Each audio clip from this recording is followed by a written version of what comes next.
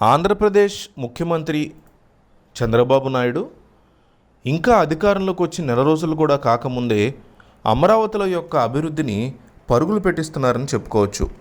ముఖ్యంగా అమరావతికి పూర్వవైభవం రావాలి అంటే కల్పించాల్సినటువంటి మౌలిక వసతులు ఇట్లా అనేక అంశాల మీద ఆయన దృష్టి పెడుతున్నారు. అన్నిటినీ మించి కొత్త పరిశ్రమల యొక్క రూపకల్పన మీద ప్రభుత్వం ఫోకస్ పెట్టిందనాలి.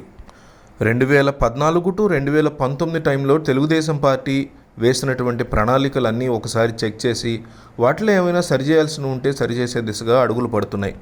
అప్పట్లో ఎప్పటికక్కడ ఆగిపోయినటువంటి ప్రతి పనిని కూడా వేగవంతం చేసే దిశగా అడుగులు పడుతున్నాయి. ఆ తర్వాత వచ్చినటువంటి జగన్మోహన్ రెడ్డి ప్రభుత్వంలో ఒక్క ఇటుకంటే ఒక్క ఇటుక కూడా పడనటువంటి పరిస్థితి మనం చూసాం. కనీసం ఒక అడుగు రోడ్డు కూడా వేయలేదని అమరావతి ప్రజలు ఇప్పటికీ మండిపడే పరిస్థితి.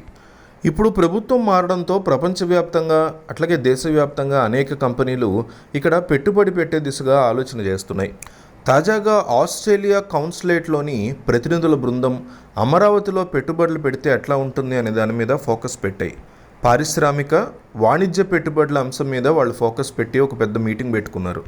ఈ కౌన్సిలేట్ యొక్క మీటింగ్లో అమరావతిలో పెట్టుబడులు పెట్టేటువంటి అంశమే అతిపెద్ద చర్చగా నడవడం అనేది చూస్తే ఇంట్రెస్టింగ్ పాయింట్ అని చెప్పుకోవచ్చు. ఆంధ్రప్రదేశ్ ప్రస్తుత రాష్ట్ర ప్రభుత్వంతో పనిచేయడం కోసం తాము ఆసక్తిగా ఉన్నాము అనే విషయాన్ని వాళ్ళు వెల్లడించారు ఈ మీటింగ్లో. అమరావతి యొక్క మాస్టర్ ప్లాన్ ఉంటుంది కదా, దాని గురించి సిఆర్డిఏ హెడ్ ఉన్నారు భాస్కర్ అని, ఆయన వాళ్ళందరికీ దీని గురించి వివరణ చేశారు. ఎట్లా ఉంటుంది, హెడ్ ప్లాన్ ఏంటి, ఏ రకంగా ముందుకెళ్తాం, ఇవన్నీ కూడా ఆస్ట్రేలియన్ కౌన్సిలేట్ మీటింగ్లో వివరణ ఇచ్చారు. అమరావతి రాజధానిలో ఉన్నటువంటి వ్యాపారవేత్తలకి పెట్టుబడులు పెడితే ఏ రకమైన రిటర్న్స్ ఉంటాయి, ఎన్నాళ్ళకి రిటర్న్స్ ఉంటాయి, ఎంత మేర రిటర్న్స్ ఉంటాయి అనేది కూడా ఆయన వివరించారు.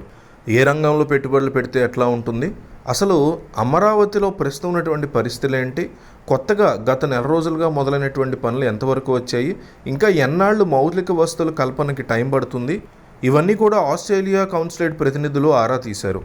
రాజధాని ప్రాంతంలో తగినంత భూమి వారు ఎక్కడ కావాలంటే అక్కడ పెట్టుబడి పెట్టడానికి అవైలబుల్గా ఉంది అనే విషయాన్ని కూడా కమిషనర్ వారికి తెలిపారు. పెట్టుబడులని కేవలం రాబడిగా మాత్రమే కాకుండా వేలాది మందికి ఉపాధి కల్పిస్తున్నటువంటి విషయాన్ని కూడా ఆస్ట్రేలియన్ కౌన్సిలేట్ మీటింగ్లో వాళ్ళు అర్థం చేసుకున్నారు. కంపెనీకి కావాల్సినటువంటి మానవ వనరుల శక్తిని కూడా తమ వైపు నుంచే ప్రొవైడ్ చేస్తామన్నారు.